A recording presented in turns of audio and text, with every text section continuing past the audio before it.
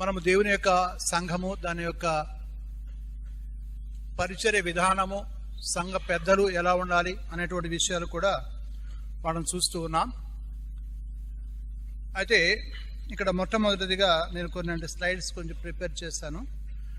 వీటిల్లో మనం చూసే అంశాలు ఏంటంటే, మనం అన్ని విషయాలు ఎరిగినటువంటి వారమే.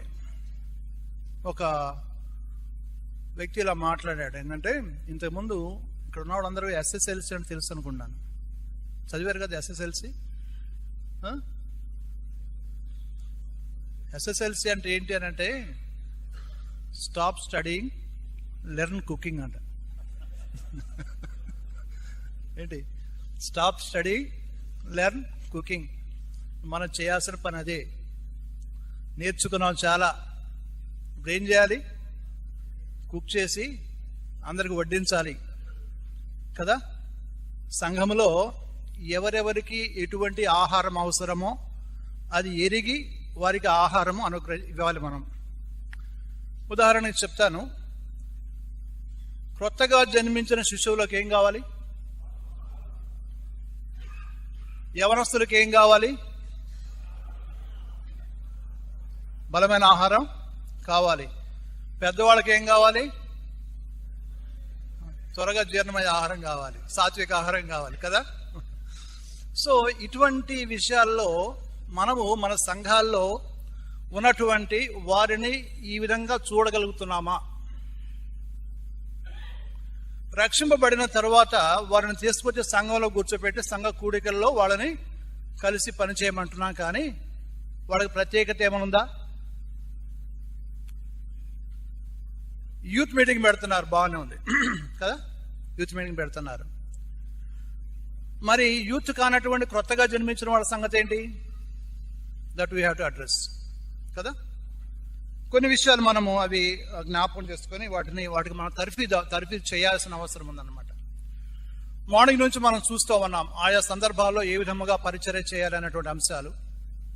వీటన్నిటిలో కూడా ఒక సంఘముగా యాజ్ ఎ హోల్ మనం తీసుకున్నట్లయితే ఈ యొక్క పరిచర్య జీవమగల దేవుని సంఘములో విశ్వాసుల యొక్క బాధ్యత అనేటువంటి విషయం మనం గమనించినట్లయితే, అక్కడ నా స్లైడ్స్ రెడీ అవ్వలేదా? ఓకే. మొట్టమొదటిగా సువార్థికులుగా దేవుని యొక్క సంఘములో పరిచర్య బాధ్యతలు ఏంటి కదా.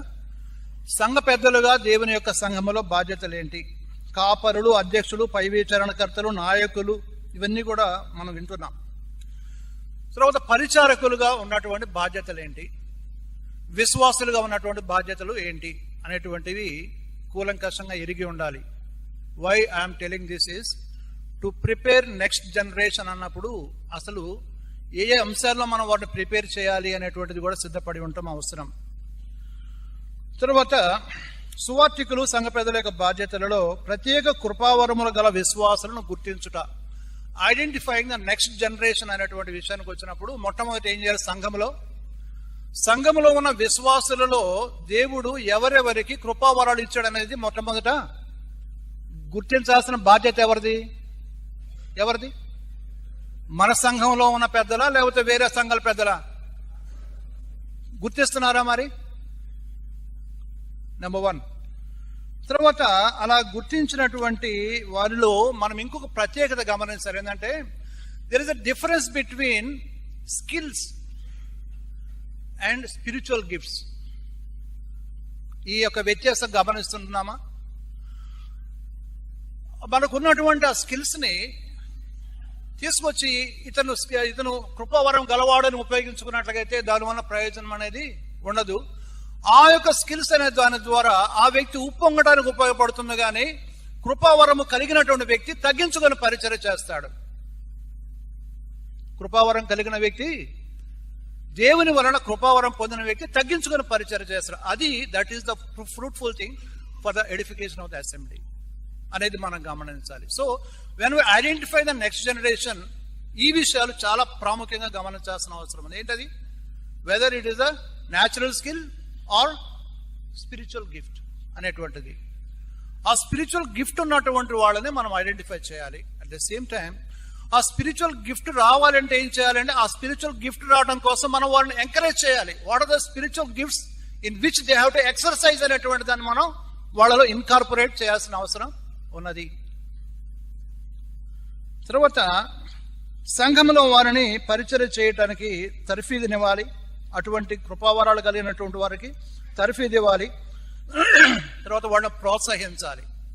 There are so many assemblies when వి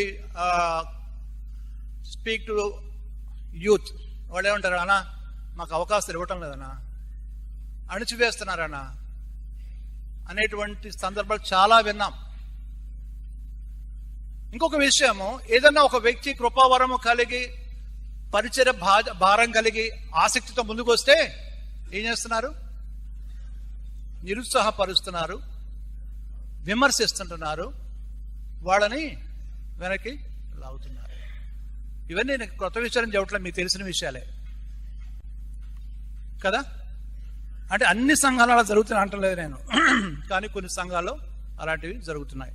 కాబట్టి ఏం చేయాలంటే వాళ్ళు పరిచర్య చేసేటప్పుడు వారిని ప్రోత్సహించాలి, కానీ ఏం చేయకూడదు? విమర్శ చేయకూడదు.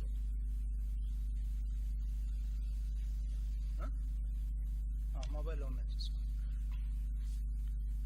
అలా చేయకూడదు. తర్వాత వారిలో సంఘ పరిచర్య పట్ల భారము బాధ్యత అనేది మనం ఏం చేయాలి?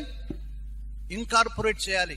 వాళ్ళని ఇన్కార్పొరేట్ చేయాలి. వాళ్ళలో ఇంత గొప్ప పరిచర్య, ఎంత విలువైన పరిచర్య, ఎంత మహిమగల పరిచర్య దేవుడు మనకి ఇచ్చాడు.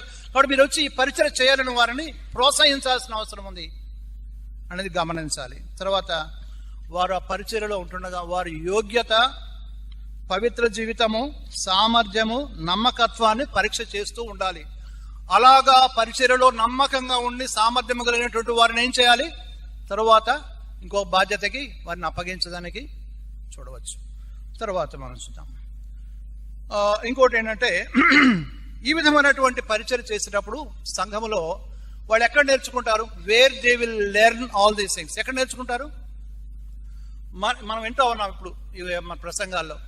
మన బోధలో నేర్చుకుంటారా, మన ప్రవర్తనలో నేర్చుకుంటారా? ఏది ముఖ్యం? మన ప్రవర్తన నేర్చుకుంటారు కదా.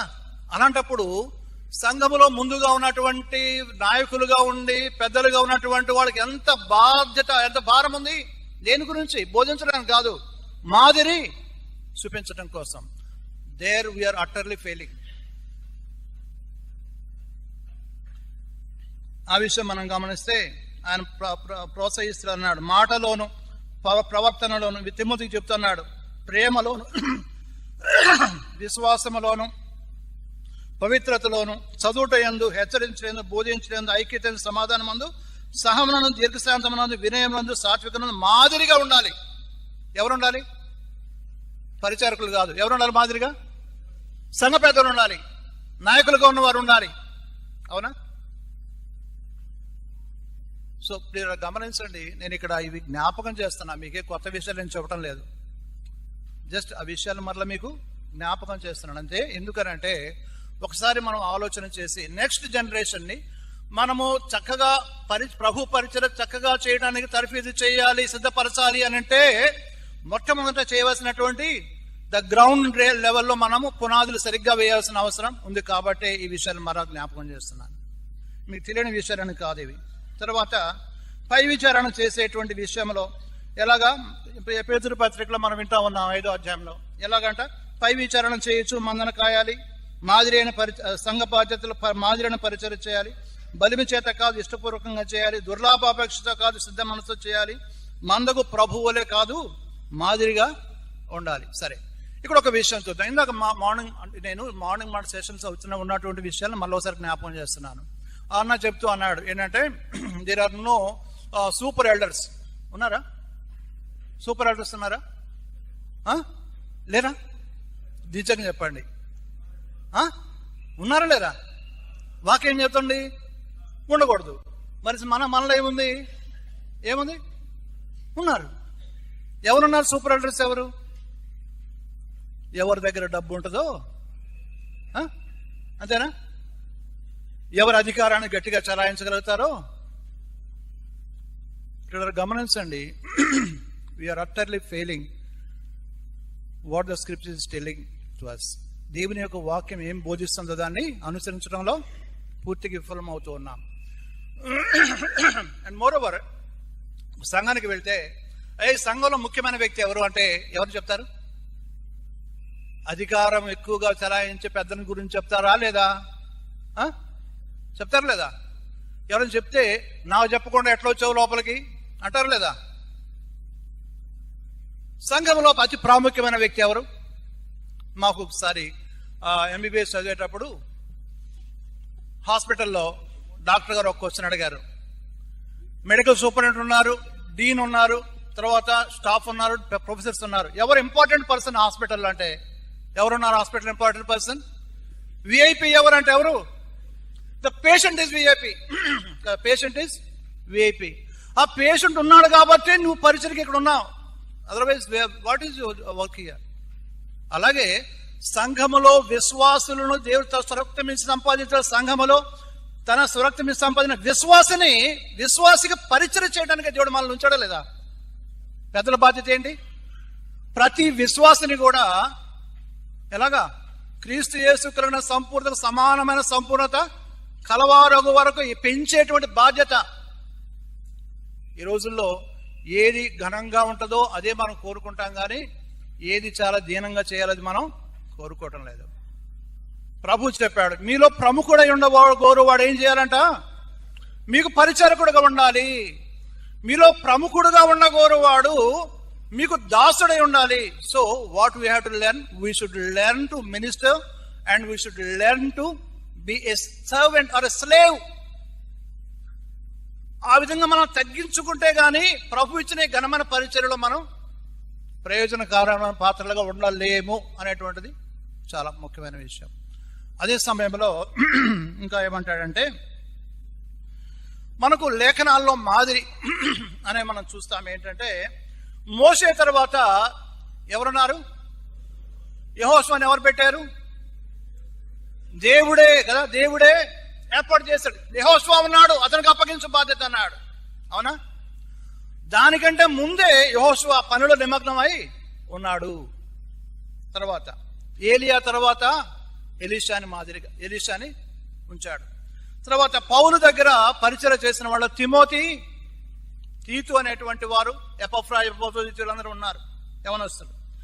యేసు ప్రభు దగ్గర శిష్యులు అనేవారు తర్ఫీలు ప్రభు ఇచ్చాడు. ఎలా ఇచ్చాడు? ఆయన మాదిరి చూపించి ఇచ్చాడు. అవునా కదా? ఎలాగా? ఆయన చేయుటకును బోధించుటకును ఆరంభించిన సంగతులు, ఆయన పరిచర్యలు ఎలాగా ఆయన చేశాడు, బోధించాడు. గమనించారా? అదే సహోదరులు నేను షేర్ చేసుకుంటున్నారు. శిష్యులు అనేవారు బోధించారు, చేశారు కదా. వాడు ఏం బోధించారో దాన్ని చేసి చూపించారు కదా. మన యొక్క మాదిరి ఏంటి? వారు చెప్పుదురే గాని ఆ కేటగిరీలో ఉన్నామా? మనల్ని మనం పరిశీలించాలి. నేను ఎవరిని విమర్శించాలి, దయచేసి క్షమించండి, ఎవరేమనుకోవద్దు. మన పరిస్థితి ఇక్కడికి వచ్చింది ఎందుకంటే మనము we have to evaluate our work కదా.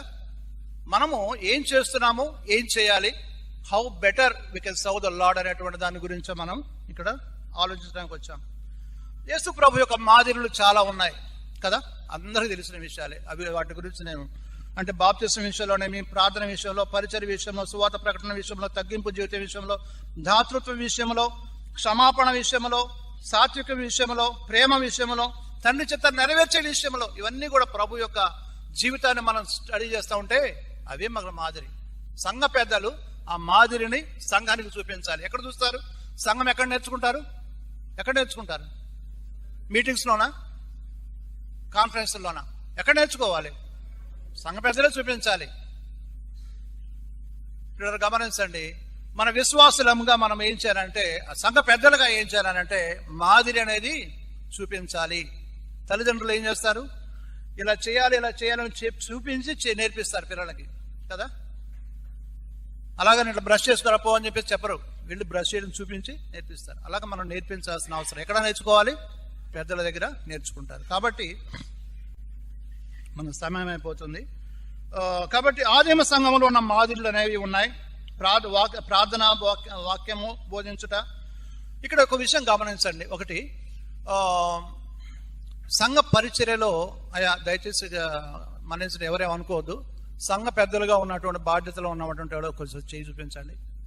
సంఘ పెద్దలుగా ఉన్నటువంటి బాధ్యతలు ఉన్నటువంటి వాళ్ళు, దేవుని స్తోత్రం. పరిచారకులుగా ఉన్నవాళ్ళు ఎంతమంది ఉన్నారు?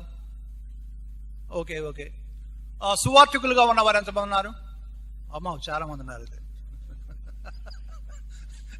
యాక్చువల్గా నేను డాక్టర్ గారితో షేర్ చేసుకున్నప్పుడు, అయ్యా దయచేసి పెద్దలు పరిచయకులు పెట్టండి సార్, డాక్టర్ గారు అదే చెప్పారు. అదే వస్తారు బ్రదర్, అదే వస్తారు డాక్టర్, ఏమిది అవ్వదంటే సరే కాదంటలేదు. కానీ పరిచర్య బాధ్యతల్లో అందరి పాత్ర ఉంది. గమనించారా? ఇక్కడ ఒక విషయం గమనించారు, సువార్థికులుగా ఉన్నటువంటి వారి యొక్క ప్రత్యేకమైన పిలుపు. అవునా కదా? To be an evangelist is a special call. అవునా కదా? అండ్ ఎల్డర్స్ గా ఉండేటువంటిది కూడా ఒక స్పెషల్ కాల్. అవునా కదా? ఎఫెసీ పత్రికలో దగ్గర చదువుతున్నాము, ఆయన మనకు సంఘానికి ఈవులను ఇచ్చాడు. ఏంటి ఆ గిఫ్ట్స్ ఏంటంటే ఎవాంజలిస్ట్, పాస్టర్స్ అండ్ టీచర్స్ ఇచ్చాడు కదా, అపోజల్స్, ప్రవక్తలు అయిపోయినాను. సరే, ఇలాగా పరిస్థితుల్లో సువార్థికులు, సంఘంలో పెద్దలు కలిసి పని చేస్తున్నారా? దయచేసి ఒక విషయం ఆలోచించగాలి. సంఘము క్షేమాభివృద్ధి చెందాలని అంటే ఎలా పని చేయాలి? కలిసి పని చేయాలా? ఎవరాలు వేరుపనాడు చేయాలా? జరుగుతుందా? సంఘ పెద్దలు లేస్తే సువార్థికుడు విమర్శిస్తాడు, సువార్థికుడు లేస్తే సంఘ పెద్దలను విమర్శిస్తాడు. అవునా? తనకు తానే విరోధముగా వేరుపడినటువంటి ఇల్లు ఏమవుతుంది అన్నాడు ప్రభు? పాడైపోతుంది.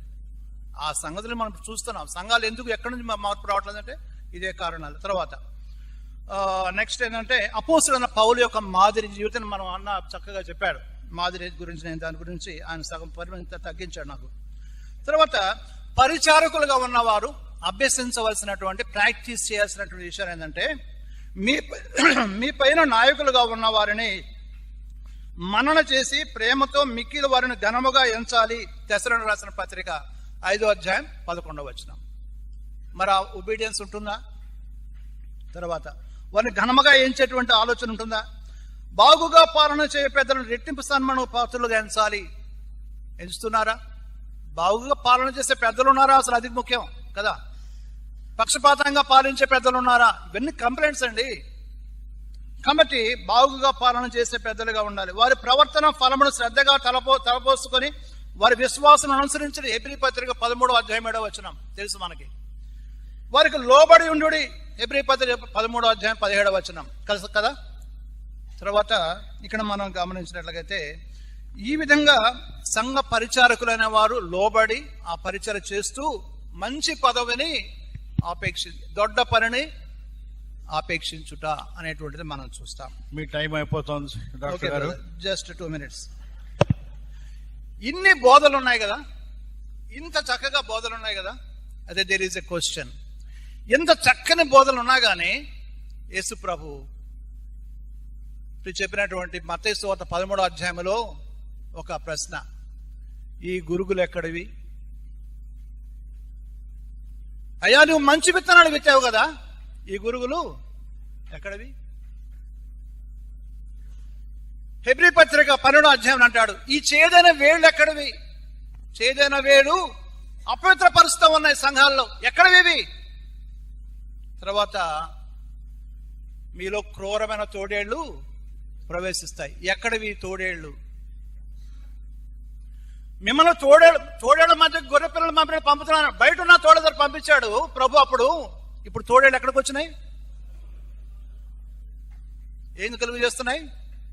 డివిజన్స్. తర్వాత ఈ ఛేదనను ఆచరించేటువంటి వారిని గురించి ఈ కుక్కలు అన్నాడు ఫిలిప్పీ పత్రిక 3వ అధ్యాయంలో. ఈ కుక్కలు ఎక్కడివి? సంఘాల్లో ఉన్నటువంటి సమస్యలకి కారణాలు. అందుకే ప్రభు చెప్తూ అన్నాడు మత్తయి సువార్త 13వ అధ్యాయంలో ఏమన్నాడు? ఒకే ఒక మాట చెప్పాడు, మనుషులు గురుగులు ఎట్లొచ్చినాయంట? మనుషులు నిద్రించుచుండగా శత్రువు చేసిన పని. So therefore what we understand there అంటే the evangelists or elders ఏం చేయాలంటే they should be vigilant, ఎల్లప్పుడూ కూడా జాగరూకులై ఉండాలి. కాపుదల, కాచే విషయంలో నిర్లక్ష్యం ఉండకూడదు. కాబట్టి పిల్లరా, ఈ విధమైనటువంటి పరిస్థితుల్లో మనము సంఘాలలో ఎటువంటి విధముగా నెక్స్ట్ జనరేషన్ తయారు చేయాలనంటే ఇవన్నీ సరి చేసుకుంటూ తర్వాత తరాన్ని మనం ప్రోత్సహించే వారముగా ఉండాలి. తర్వాత ప్రభువు వారికి ఇవ్వబోయేటువంటి బహుమానాల గురించి కూడా వారిని ప్రోత్సహించాలి. కాబట్టి పిల్లరా, ఎన్నో విషయాలు ఉన్నాయి. కానీ it is like A trying to keep the elephant in a match box. ఇటువంటి అనమాట. ఇటువంటి ఆ సబ్జెక్ట్ ఎటువంటి అంటే మనకి అందరికి అదే బాధలేండి. అన్న కూడా చెప్తున్నాడు, పెద్ద సబ్జెక్ట్ కృషించాల్సి వస్తుందని. కాబట్టి ఈ క్లుప్త సమయంలో మనం కొన్ని విషయాలు చూసుకున్నాం.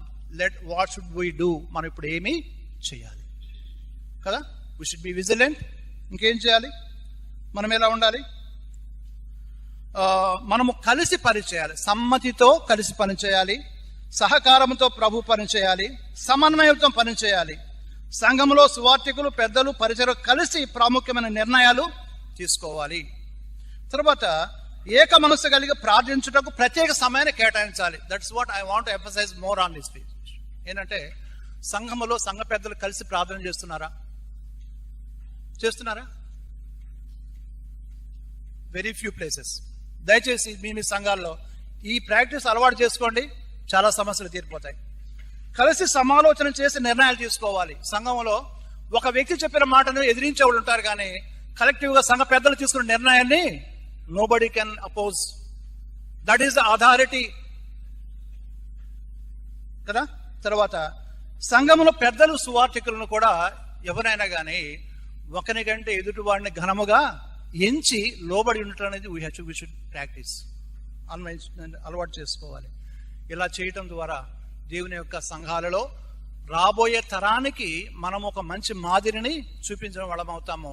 మన బోధలు కాదు, మన ప్రవర్తన ద్వారా వారు చక్కని స్థితిలోనికి మంచి నాయకులుగా, మంచి పెద్దలుగా సంఘాలను ప్రభు మహిమకరంగా జరిగించేలా, నడిపించేలాగా వారిని సిద్ధపరిచిన వారం అవుతాం. మన ప్రభువైన యేసుక్రీస్తు వారి ద్వారా తండ్రి దేవుని మహిమ, ఘనత, ప్రభావం కలుగును గాక. అందరికీ ప్రత్యేకమైన వందనాలండి.